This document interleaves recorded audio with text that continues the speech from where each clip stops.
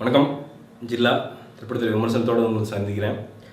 First Vijay dance ஆடுறாரு, துப்பாக்கியோட 3 மடங்கு ஸ்பீடாக ஆடுறாரு, ஃபைட் பண்ணுறாரு. ஏதோ ஃபஸ்ட் படத்தில் வந்துட்டு ஜாலியாக ஃபைட் பண்ணுற மாதிரி, ஏதோ 22 வயசு பையன் பண்ணுற மாதிரி ஃபைட் பண்ணுறாப்படி மேனரிசம் பண்ணியிருக்காரு. எவனும் எதிர்பார்க்காத மேனரிசம், அதை கன்வின்சிங்காக பண்ணி ஆடியன்ஸ் உழுந்து சிரிக்கிறாங்க. வாய்ஸ் மாடுலேஷன் அவ்வளோ சூப்பராக பண்ணியிருக்காரு. இந்த மனுஷனால் பண்ண முடியாது எது அப்படின்னு கேட்குற அளவுக்கு வந்து இருக்கிற படம் தான் ஜில்லா. இதை வந்து ஒரு கிரிட்டிக் என்ன சொல்லுவான் அப்படிங்கிறதுல எனக்கு தெரில. ஆனால் ஒரு சாதாரண ஒரு மனிதன் போய் உட்காந்து பார்த்தான்னா என்ஜாயபிள் எக்ஸ்பீரியன்ஸ் விஜய் கொடுத்துருக்கிறது. அதுக்கு வந்து மிகப்பெரிய சல்யூட் விஜய் அவர்களுக்கு. ஏன்னா உண்மையாலுமே வந்து தன்னுடைய ஹார்ட் அண்ட் சோலை இந்த படத்துக்குள்ளே போட்டு நடித்திருக்கிறது வந்து இந்த ஸ்க்ரீனில் அப்பட்டமாக தெரிகிறது. Comedian Soori best comedy actor அப்படின்னு நான் நினைக்கிறேன். ஏன்னா யாரையும் ஓவர் பவர் பண்ணாமல் விஜய் வந்து அவருடைய காமெடிகளை ஃபர்ஸ்ட் ஹாஃபில் அழகாக கம்ப்ளீட் பண்ணுறாரு. டைலாக்ஸ் வந்து ரொம்ப நேச்சுரலாக, அவர் சும்மா அந்த பார்க்குற பார்வையை இந்த வடிவேல் மாதிரி அவருக்கும் அந்த இது வந்துருச்சு. அவர் வந்து அப்படி நின்னாலே சிரிப்பு வர ஆரம்பிச்சிருச்சு. ஸோ நிச்சயமாக மென்மேலும் மலர்வார் சூரி சொல்லுகிற அதே சமயத்தில் ஜோக்குங்கிற பேரில் வந்து காம்பஸ் எடுத்து பின்னாடி குத்துறது, துப்பாக்கி எடுத்து பின்னாடி சுடுறது, அதே மாதிரி சூரி வந்து ஒரு பெண் போலீஸ் இருப்பாங்க, அவங்களோட உடம்பை சொல்லி வந்து கேவலமாக திட்டுறது. சூரி இதெல்லாம் கொஞ்சம் பார்த்துக்குங்க. ஏன்னா அதுக்கப்புறம் நாளாக வந்து சலித்து மக்கள் வெறுத்துருவாங்க. ஸோ காமெடியை வந்து கிளாஸியாக வச்சுக்கோங்க என்றைக்குமே. இந்த படத்திற்கு வந்து சினிமட்டோகிராஃபி கணேஷ் அவர் பண்ணியிருக்காரு. எனக்கு ரொம்ப பிடித்த கமர்ஷியல் சினிமட்டோகிராஃபியில் இதுவும் ஒன்று அப்படின்னு நினச்சி சொல்லிடலாம். கமர்ஷியல் படத்துக்கான சினிமட்டோகிராஃபி. ஏன்னா விஜய் வந்து டக்குன்னு அப்படியே ஒரு ஜீப் எடுத்துகிட்டு திருப்ப அப்படியே அந்த ஸ்டேரிங்கில் கூட கேமரா இருக்கும், திருப்புறதை அப்படியே சூப்பராக காட்டியிருப்பாங்க. அதே மாதிரி அந்த ஆங்கிள், ஸ்டாப் ஆங்கிள்ஸ், இது எல்லாமே வந்து ரொம்ப கிளாஸியாக, அந்த டோன் வந்து அவ்வளோ சூப்பராக மெயின்டைன். ஃப்ளாஷ்பேக் அப்படின்னா அந்த ஃப்ளாஷ்பேக்கும் வந்து ரொம்ப அந்த பிளாக் அண்ட் ஒயிட் டோன்லாமோ லைட்டாக கொஞ்சம் டோன் மாற்றி எல்லாம் ரொம்ப ரொம்ப நல்லா ப்ரெசென்ட் பண்ணியிருந்தாங்க கணேஷ். எனக்கு வந்து ரொம்ப பிடிச்சிருந்துச்சு சினிமட்டோகிராஃபி. எடிட்டிங் டான் மேக்ஸ் பண்ணியிருக்காரு. இந்த படம் 3 மணி நேரம். எனக்கு கொஞ்சம் நெருடலாக இருந்தது. இந்த படம் 10 நிமிஷம் இல்லாட்டி 15 நிமிஷம் இன்னும் ட்ரிம் பண்ணியிருக்கலாம். அது ட்ரிம் பண்ணாத காரணமாக என்னமோ அந்த செகண்ட் ஹாஃபில் சில இடங்கள்லாம் வந்து கொஞ்சம் லேக் ஆகிற மாதிரி தெரிஞ்சுது.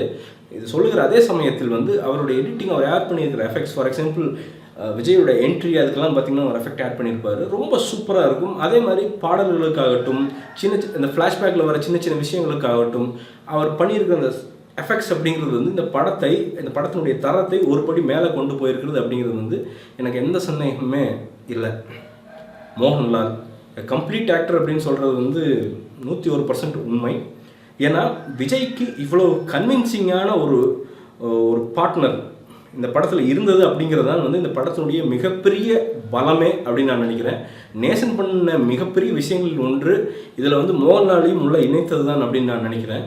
ஏன்னா அப்படியே தோழனோட தோழனாக, எதிரிக்கு எதிரியாக மோகன்லால் வந்து பாசத்தையும் கோபத்தையும் வீரத்தையும் காட்டுறதெல்லாம் வந்து ஒரு எப்படி சொல்கிறது, அந்த ஹோலாக அந்த பேக்கேஜை பாட்டு அந்த வெளியில் வர்றப்போ அந்த மன நிறைவு அப்படிங்கிறது வந்து நிச்சயமாக விஜய் மட்டும் தனியாக நடிச்சிருந்தால் கிடைச்சிருக்காது. அதுக்கு மோகன்லாலுக்கு வந்து மிகப்பெரிய பாராட்டுகள்.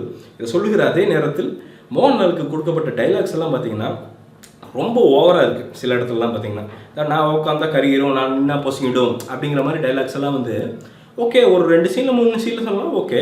பட் அவர் வர்ற சீன்லாம் அந்த ஒரு டைலாக் சொல்லிட்டு தான் அடுத்து கிளம்புவார். அப்படிங்கிறப்போ வந்து சில இடங்கள்லாம் வந்து கொஞ்சம் ஒரு மாதிரி ஆயிடுது. ஸோ அதை வந்து கொஞ்சம் அவாய்ட் பண்ணியிருக்கலாம் அப்படின்னு நான் நினைக்கிறேன். இந்த படத்தில் மைனஸ் அப்படிங்கிறது வந்து நிச்சயமாக அந்த டியூரேஷன் 15 நிமிஷம் குறைச்சிருக்கணும்.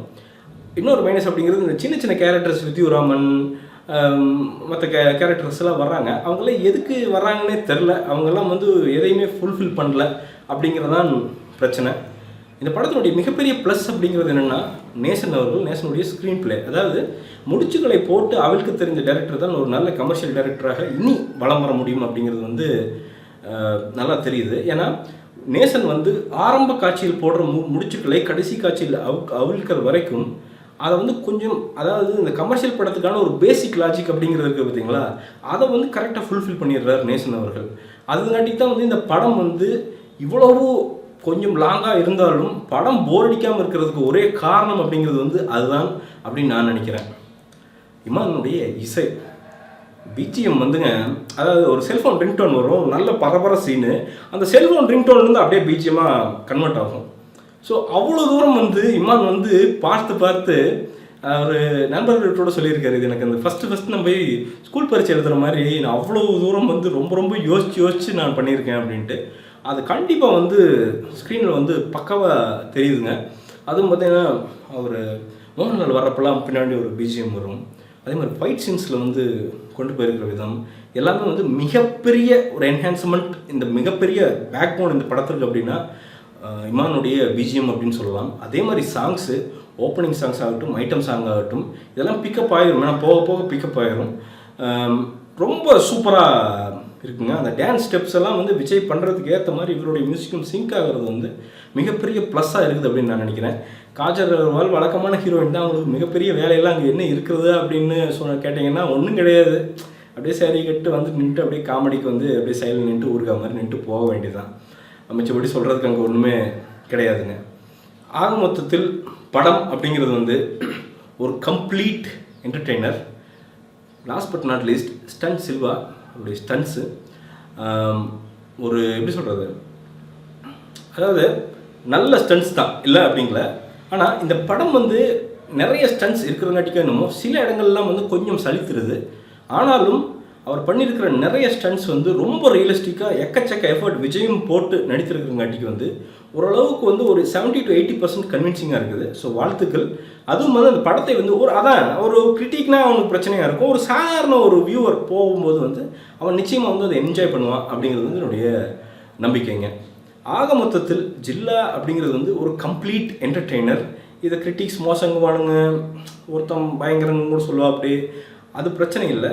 ஆனால் ஒரு சாதாரண ஒரு பிராணி ஆடியன்ஸு ஒரு ஃபேமிலியோடு போய் உட்காடுறீங்க அப்படின்னா ரொம்ப ஜாலியாக என்டர்டெயின் ஆகிட்டு வெளில வரும்போது திருப்தியாக நம்ம கொடுத்த காசுக்கு ஒர்த்து அப்படின்ட்டு வர்ற படம் தான் ஜில்லா. அதை நிச்சயமாக வந்து என்னால் நம்பிக்கையாக சொல்ல முடியும்.